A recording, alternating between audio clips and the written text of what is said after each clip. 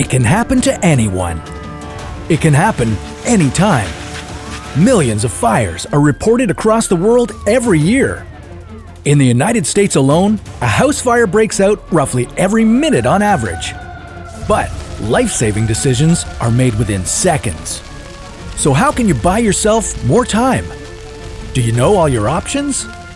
If you don't have a plan, then get out a pen. Here's how to survive a fire, according to science. The main causes of house fires are all preventable.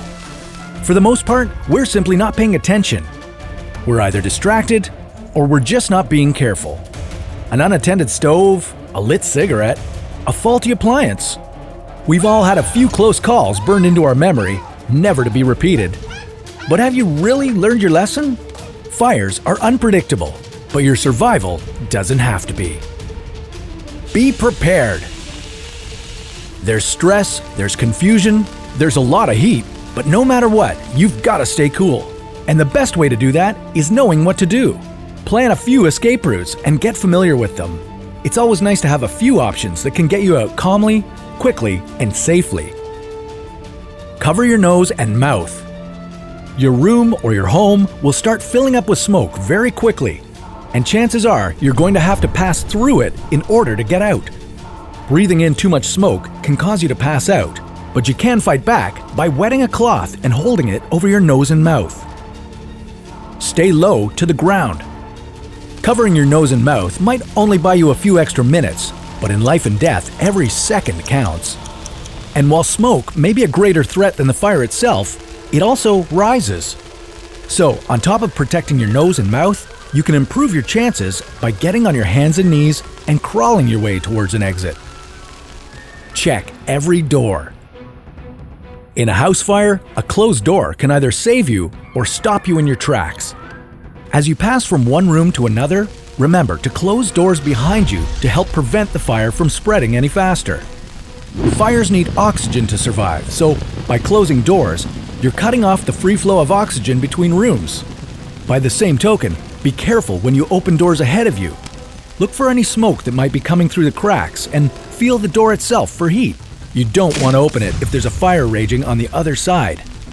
If the door feels okay, then open it just a crack to make sure. If the room's clear, move ahead, but stay alert. Stop, drop, and roll. It's the moment you've been waiting for. Yes, firefighters still stand by this mantra. If your clothes ever catch fire, rolling back and forth will smother the flames so you can get back on track. And finally, once you're out, stay out. You escape your burning home and reach a safe distance away when, oh no, your passport, your cat, your family photos, your priceless stamp collection, whatever it is, don't go back inside. For anything. You were lucky to get out safely. You might not be so lucky a second time.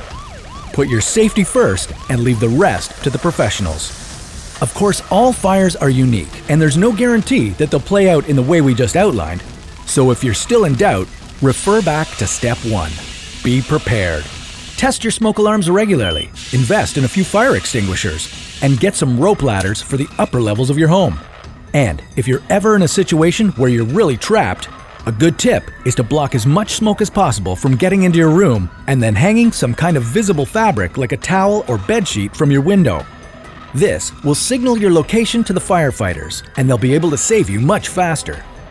So, how do you feel now? A little safer? If you know an aspiring chef or an absent-minded professor, show them this video. They'll thank you later. And for answers to all your other burning questions, stay tuned for more According to Science.